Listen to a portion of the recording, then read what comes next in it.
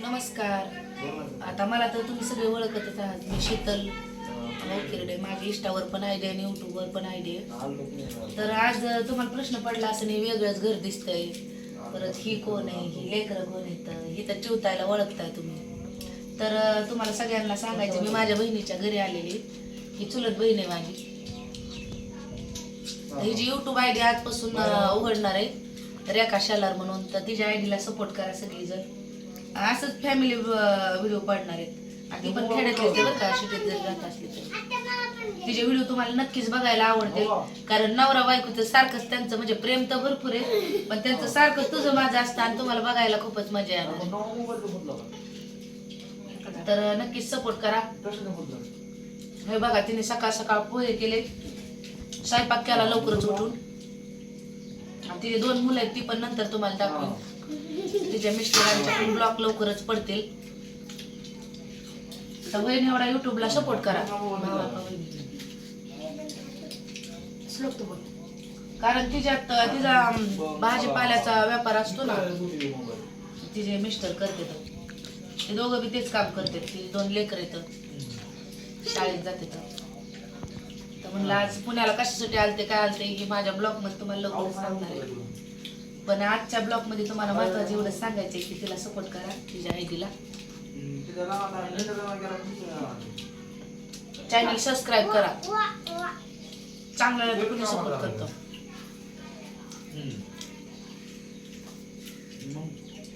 हे बघा, हे पोरग काय म्हणते इकडे सपोर्ट करा. आजची आयडी शेअर करा, लाईक करा.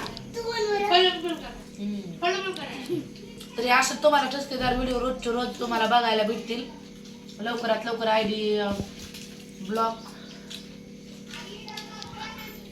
हे करा, आयडी सबस्क्राईब करा, लाईक करा, फॉलो करा. युट्यूबला सबस्क्राईब करा. असंच असतं.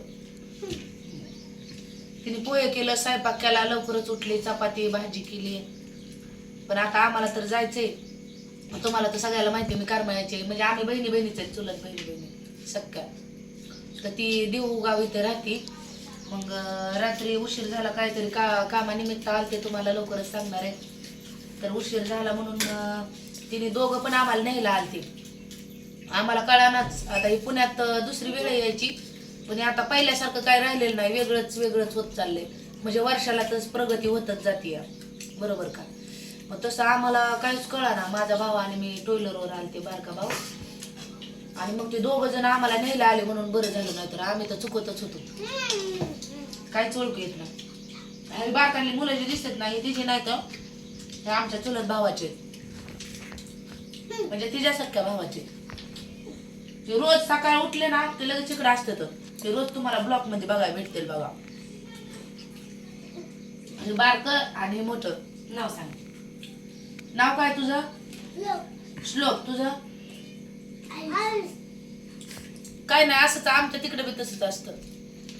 भावाचे लेकर असते तर भावाच्या लेकरांना तर कधी काय तुझा भावा करू वाटत नाही, कारण ती आपल्याला लय हे वाटते, जवळचे वाटते.